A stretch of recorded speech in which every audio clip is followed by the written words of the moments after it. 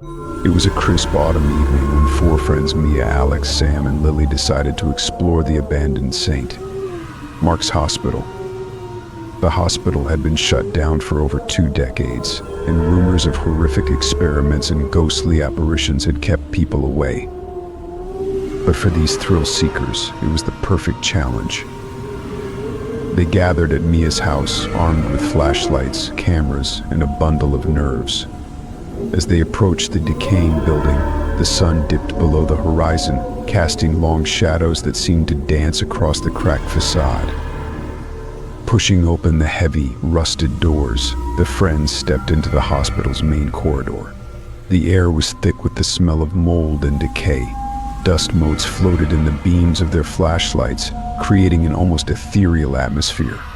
Old wheelchairs and gurneys lined the walls, some with rusted wheels and torn cushions. As they walked deeper into the hospital, the sound of their footsteps echoed ominously. Mia found an old map of the hospital, and they decided to head toward the records room, where they hoped to find some clues about the hospital's dark past. The records room was at the end of a long, narrow hallway. The door creaked loudly as they pushed it open, revealing a room filled with filing cabinets and scattered papers. The friends split up to search the room. Alex found a stack of old medical files, each one more disturbing than the last. The files detailed horrific experiments conducted on unwilling patients, electroshock therapy, lobotomies, and chemical trials.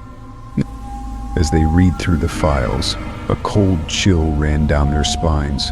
Suddenly they heard a faint sound, like someone whispering their names. They froze, listening intently, but the sound quickly faded.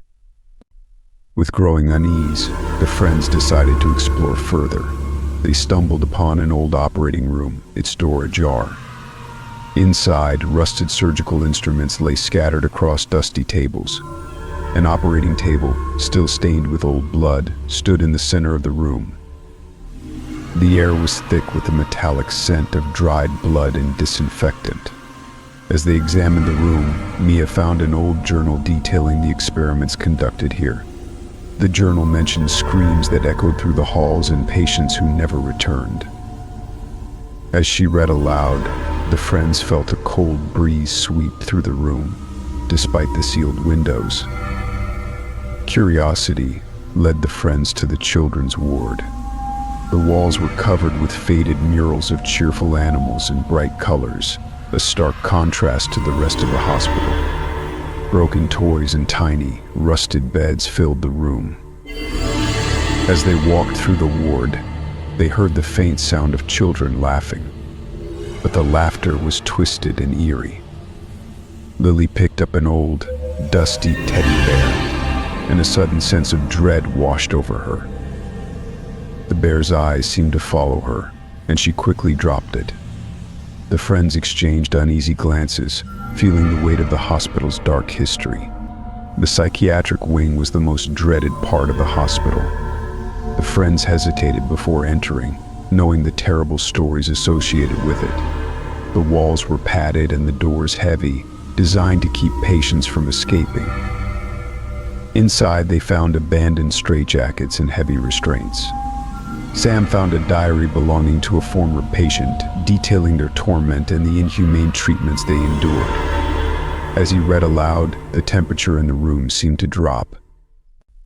The friends shivered, feeling an unseen presence around them. Suddenly, they heard a loud bang from down the hall, making them jump.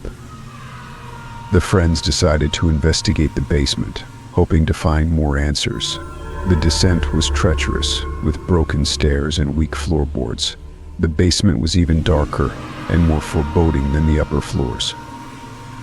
It was filled with old medical equipment, some of it still operational. The air was damp and musty, making it hard to breathe. Alex found a hidden room, its door partially concealed by debris. Inside, they discovered more medical files and photographs of patients, many of them showing signs of severe trauma. As they examined the room, they heard the sound of footsteps above them, but when they checked, no one was there. As they explored the basement, The friends felt an increasing sense of dread. The air grew colder, and their breath became visible. Suddenly, the lights from their flashlights flickered and went out. In the pitch darkness, they heard whispers and saw fleeting shadows. Panic set in as they tried to find their way back. Mia screamed as she felt a cold hand grasp her arm, but when the lights came back on, there was no one there. They huddled together, feeling the presence of something malevolent. Desperate to escape, they retraced their steps, but the hospital seemed to twist and turn, leading them deeper into its dark heart. Lost and scared, the friends stumbled upon a hidden lab. The lab was filled with strange equipment and jars containing preserved specimens. On the walls were detailed charts and diagrams of the experiments conducted in the hospital. At the center of the room was a large metal table with restraints. The realization hit them that this was where the most horrific experiments took place. As they looked around, they found a series of videotapes documenting the experiments. The tapes showed patients screaming in agony, their bodies contorted in unnatural ways. Overwhelmed by the horrors they had uncovered, the friends decided they had to leave immediately. Panicked and desperate to escape, the friends started rushing toward the exit. The hallway seemed endless, with shadows looming from every side. The ominous sound of footsteps echoed behind them, urging them to move faster. When they reached the main door, they found it tightly locked. Overcome with fear, they began searching for another way out. Finally, Sam found a small window and managed to break it. One by one, they climbed out into the cold night air. As they moved away from the hospital, the sense of fear lingered, knowing that the spirits inside did not want them to leave.